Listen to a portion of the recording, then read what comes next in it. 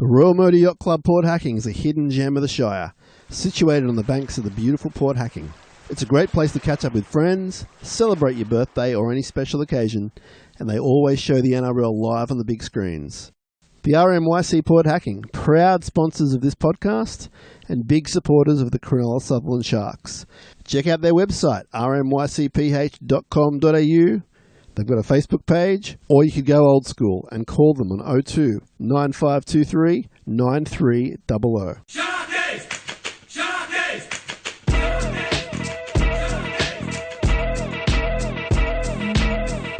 Fafita tries to crash his way over, he does! Fafita got the ball over the line! And to all you people back in the Shire, turn your porch lights off because we're coming home with a trophy.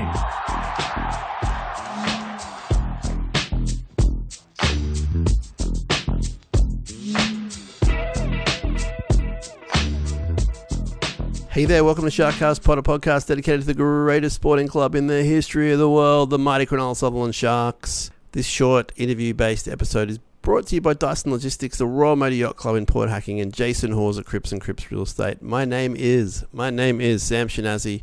I'm an OG from 2015, 12 seasons of podcasting, having an absolute ball doing so.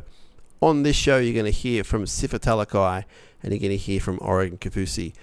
Out of the entire squad, hand on my heart, I love talking to these two guys in particular because they are so well-spoken and not what you would think they would be like when you're talking to them.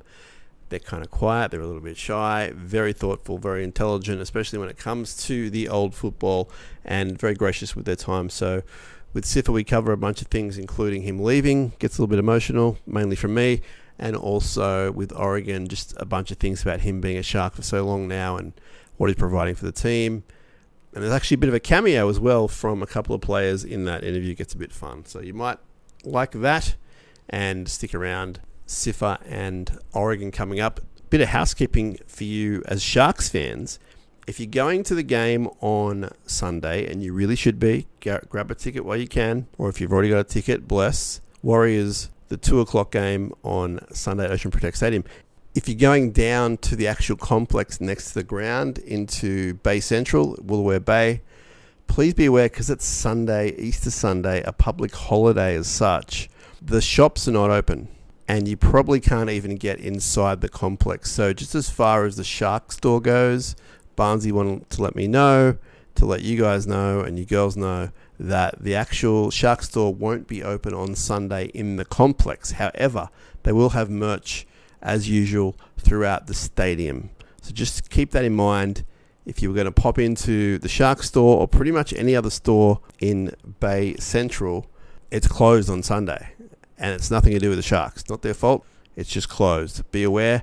The other bit of good news is that everyone heading to Perth, or for all of our beautiful Perth listeners, Barnesy is making the trek. He's taking a ton of merch.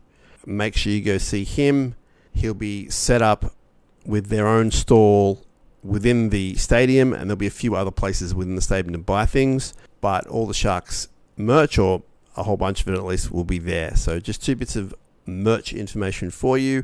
I can also tell you we're doing a flagship episode Wednesday night, probably out by early Thursday, with Josh Bolling. If you hear this before then and want to have your thoughts read out on the show, get in touch with us, sharkcastpod@gmail.com. You can DM us in the socials, and you can hit send on sharkcast.com.au, either in voicemail or in written form. It gets emailed to us, but get onto that sooner rather than later, please.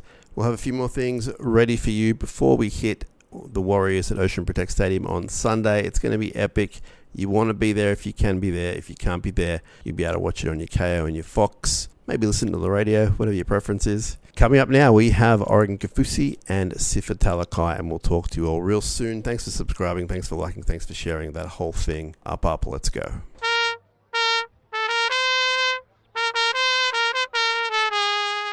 Oregon Kaufusi, welcome back to SharkCast Pod. Great to catch up with you again. How's the body and mind feeling 4 or 5 games into the season? It's good at the moment, body-wise, pulling up fine, I guess. Lucky for that. Mentally, I'm mellow. I'm quite leveled at the moment. Yeah. You're a pretty mellow guy for such a big bruising body. Yeah, I think it was just upbringing, I guess, and just real chill. Yeah. That's a good thing. It's a good thing. What do you make of the team's performances this year? It's been a bit up and down. We came out of it well on the weekend, good performance. But what do you make of the season so far? Yeah, only 4 games in. I think we're still trying to chase that consistency, I guess.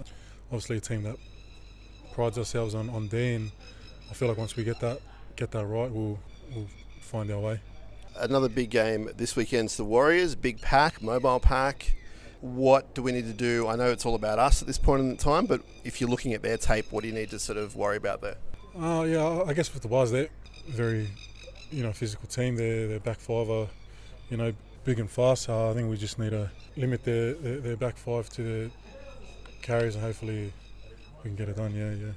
Yeah, they got strike all over the park. The halves are in form. As you said, the back five are pretty great, and the forwards are mobile. I want to talk to you about your... Well, actually, it wasn't a try assist because Sione allegedly had a bit of something on the grass.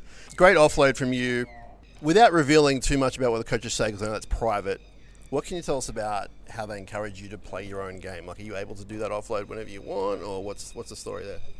Yeah, well, fits in that they do encourage it. I guess it's just, they obviously tell me just to run first, and if the opportunity presents itself, then to pull it off. It helps too now with Browse obviously encouraging it, and knowing that they'll be there to just throw it. Yeah, it's such another great sort of weapon to our arsenal, because we've known you've had that in your game for so long, but some games you can't do it, right? Sometimes you can't get away with it, but when you can, it obviously it's just second phase play is so good. Braden Trindle, how are you? Good, thanks, mate. How are you? Good, thank you. Hello, KL. Hello, Jesse. Triggy's going to finish it off. He's the man of the moment right now. Let's talk about this guy. Yeah. What do you give me some thoughts on Oggy? Mate, he's a legend. He's an absolute legend, man. Love him. Love the bloke. Nah, he's going. He's so mellow and lovely. Very humble dude. Very nice guy. Thanks for your time. Thank you. I do have a stat for you though. I don't know if Tricky's going to like this one. How many games did you play for Parramatta in your time there? Oh. 64. Closer. 64. 68. I'll go 68. You played 71 games. Oh, well. What game is it for you for the Sharks this weekend? 71. 72. 72. So you're now a true Shark. You're a full Shark, which is great. I was looking at some of your stuff, and is this your 4th season here? Yep, this will be my 4th. Yeah, 3rd, 23, 24, 4th, yes. 4th going into it, yeah. How do you feel being a Shark? Because that's pretty legit. Not a lot of guys get to play that many games for one club, let alone 2. Yep. You're not even that old. I think people think you're like 35 or something. You're not even close to that. And how does that make you feel? I think I just feel. First thing I do feel is just grateful to the club. Obviously, Fitz and Moons for allowing me to come in and experience what we got here. I was saying at first I was a bit nervous moving over the bridge, but I'm happy to say it's the happiest I've been. I started my family here. Daughter was born in Sutherland, so I guess the Shires are me now. Yeah. All right. Hey, I want to thank you for your time. Appreciate that, sir. You don't talk much to the press. No. I'm glad you talked to us. Appreciate that. Thank you very much. Thanks, Oggy. We're in possession. We're told we've got a good audience tonight at the Port Hacking Yacht Club. Cronulla fans down there in the presence of the great John Docking, the former Sharks fullback. So a shout out to you. If the publican would like to say drinks are on the house for the next 5 minutes. All right, Tom Hazelton. Good win on the weekend. Close to your hometown. Do you have family down there? Yeah, sister lives in Canberra. Partner does look like he's a mortgage broker, so he works for a few of the Raiders boys. So family got the luxury of a box up at GAO on the weekend. So I'm sure they were loving it, being close to home, only an hour up the road. But always good to get back there.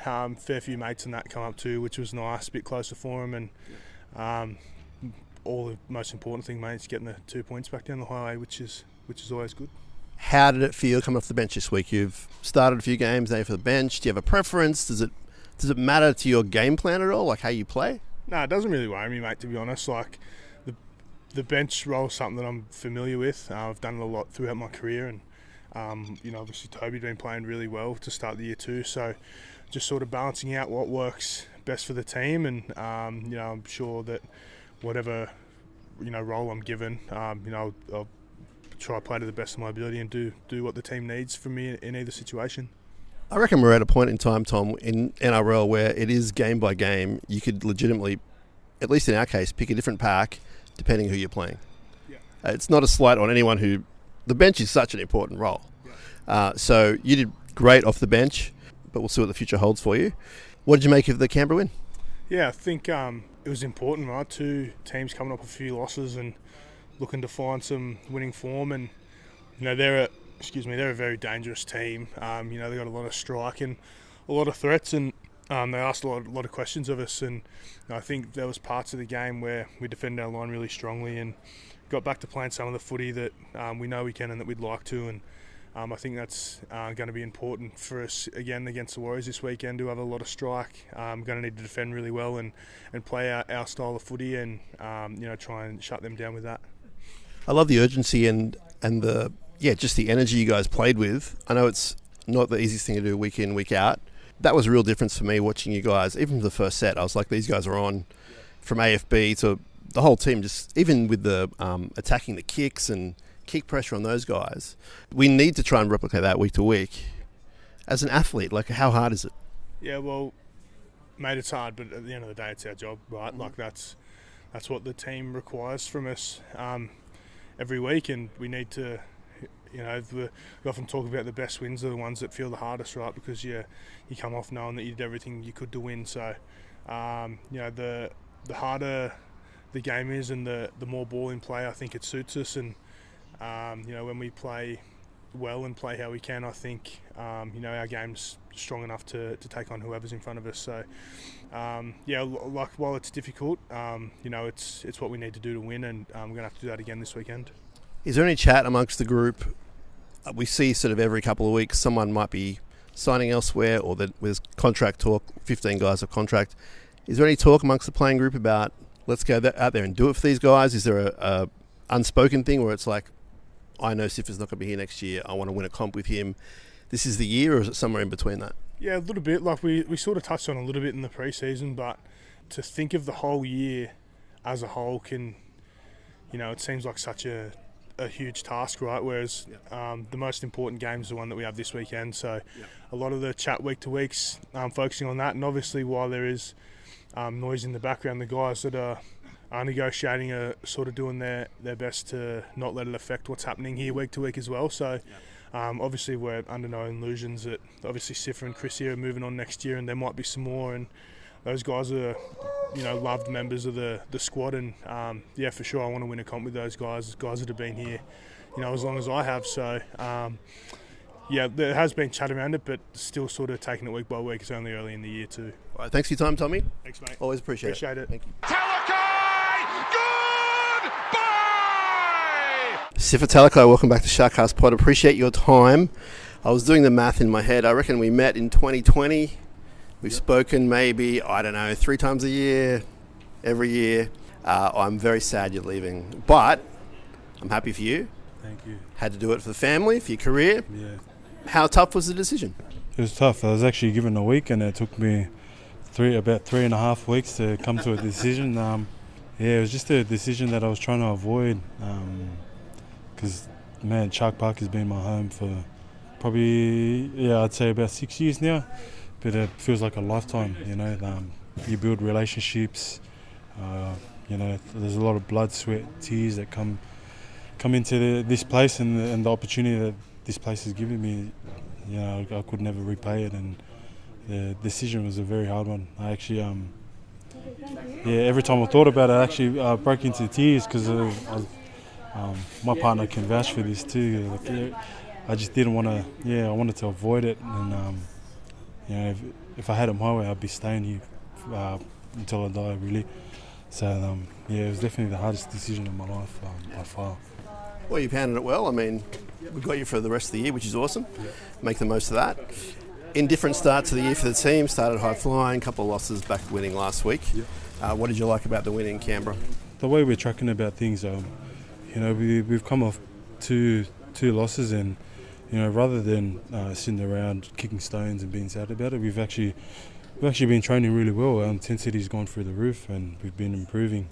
Like subtly, not by big margins, but just subtly. And I feel like we're tracking towards it, getting back to the level that we were on at the end of last season. And so, I feel like we just got to get the transition from training into the game right. Just make sure, we're tracking the right way about it as well. Started really well, high energy. Obviously, Nico did that smart thing where Horsburgh was offside and we got him back to 12 men, which was great, but still had to do it the hard way. Yeah. They never really went away, but you guys were the better team. Happy that you won. Warriors this week, what are we thinking about them? I mean, they're handy all over the park, right? Yeah. They're real quality side. The last couple of rounds they've been sitting up the top of the ladder, so we definitely got to put our best foot forward. And I feel like the only way we're going to match it is meeting their strengths head on.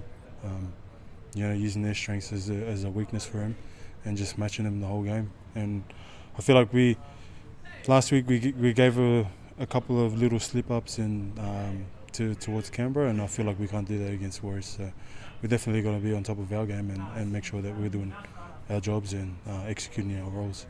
Very similar team, off the cuff football. Outside backs are crazy, hard to defend, that kind of stuff. Yep. So I guess in a way it's almost like Canberra 2.0 with respect to the Warriors. Yep. You coming off the bench, we know it's limited time on the field unless things go differently. Yep. Are we just winding you up and letting you go? Is that how it works? Like wind you up at the back like a little clock and run? Like, is that it? Usually my role is pretty simple, just come and run hard, tackle hard and try and win back momentum into our favour. But it's really up to the coach, really. It depends on what we need on the night, and whatever he says, I just do it. You and Fitzy are good? Yeah, of course. How did he take the news? A bit similar to him. It was something he wanted to avoid. Me and Fitzy, we have a great relationship. I can go to him for anything apart from outside of footy as well, and he can come. Not that he needs to, but he always gets my opinion on some things as well. But it's just something that we never wanted to come to. He spoke about you really nice in the press conference that week. Someone asked about it, and he was like, "Well, we want to keep him, but we just can't." Yeah, that's how footy is. And hey, thanks for your time. You've done all the media today. It's almost bedtime. Play well on Sunday. Thank you. Thanks, Sifa. SharkCast is supported by the best and most honest real estate agent in the Sutherland Shire, Jason Hawes from Cripps and Cripps Real Estate. He's an expert in the Caringbah region and has his eye all across the Shire. Lifelong Sharks fan and supporter of this podcast, if you're looking to buy or sell in the region, the person you need to be talking to is Jason Hawes from Cripps and Cripps Real Estate. Call him on 0410 417 450. That's 0410 417 450. Jason Hawes, Cripps and Cripps Real Estate. Sharkies! Sharkies!